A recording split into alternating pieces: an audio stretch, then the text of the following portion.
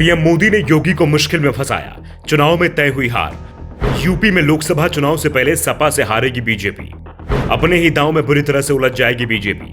PM Modi और UP के CM Yogi Adityanath के राजनीतिक रिश्तों पर तो पहले ही भी सवाल उठ रहे हैं। दरअसल बीजेपी के अंदर अगर पीएम मोदी की लोकप्रियता को कोई दूसरा नेता टक्कर देता है तो वो यूपी के सीएम योगी आदित्यनाथ ही हैं। योगी की फैंस फॉलोइंग पूरे देश में है और यह बात बीजेपी के दूसरे नेताओं को भी परेशान करती है। और बीजेपी हाईकमान ने ऐसा दांव खेला है जिससे यूपी के सीएम योगी आदित्यनाथ मुश्किल में फंस गए हैं। दरअसल यूपी में राज्यसभा की 10 सीटों के लिए चुनाव हो रहा है और जो समीकरण है उसमें बीजेपी को 7 और सपा को 3 सीट मिलना तय माना जा रहा था। ऐसे में यह भी तय माना जा रहा था कि दोनों ही पार्टियां अपनी जीत की संभावना को देखते हुए उम्मीदवार उतारेंगी। बीजेपी ने अपनी पहली लिस्ट में 7 और सपा ने 3 उम्मीदवारों के नाम का ऐलान कर इस बात के संकेत दे दिए थे कि चुनाव निर्विरोध होगा। लेकिन नामांकन के अंतिम दिन बीजेपी ने 8वें उम्मीदवार के रूप में संजय सेठ को मैदान में उतार दिया है। दरअसल यूपी में एक राज्यसभा सीट जीतने के लिए 37 विधायकों के समर्थन की जरूरत है। सपा के पास इस समय 108 विधायक है। कांग्रेस 2 विधायकों के समर्थन के साथ यह संख्या 110 हो जाती है, यानी सपा के पास सिर्फ 1 वोट कम है। ऐसे में इस वोट की कमी दूसरी वरीयता के वोट से आसानी से हो जाएगी। अगर सपा के किसी भी विधायक ने क्रॉस वोटिंग नहीं की तो फिर सपा के तीनों उम्मीदवार की जीत तय है।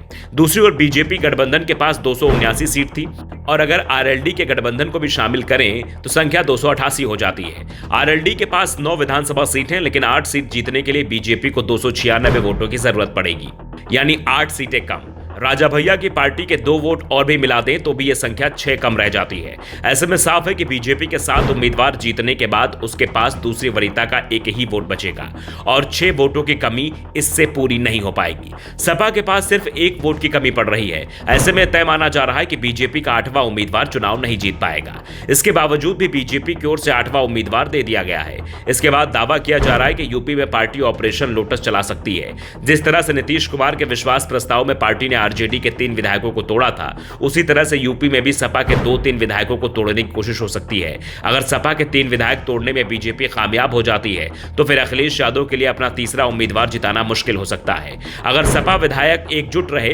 तो फिर उनकी जीत तय मानी जा रही है। दरअसल बीजेपी की नजर सपा विधायक पल्लवी पटेल पर है। पल्लवी अपना दल कमला देवी की नेता है, लेकिन विधानसभा चुनाव में वो सपा की टिकट पर चुनाव लड़ी थी, लेकिन इस समय वो नाराज बताई जा रही हैं। उन्होंने राज्यसभा चुनाव में वोटिंग का बहिष्कार करने का ऐलान किया है। वैसे सपा के प्रमुख राष्ट्रीय महासचिव राम गोपाल यादव ने कहा कि पल्लवी कहीं नहीं जाएंगी, वो सपा उम्मीदवार के पक्ष में ही वोटिंग करेंगी क्योंकि वो काफी समझदार नेता हैं। साथ ही उन्होंने ये भी कह दिया कि अगर सपा का कोई भी विधायक पार्टी के व्हिप के खिलाफ काम करेगा तो उसकी विधानसभा की सदस्यता भी जा सकती है।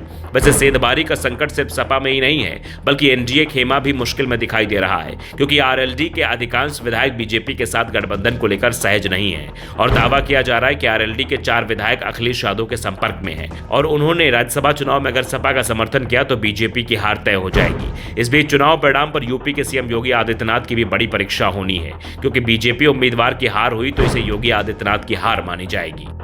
Bureau report, the such India.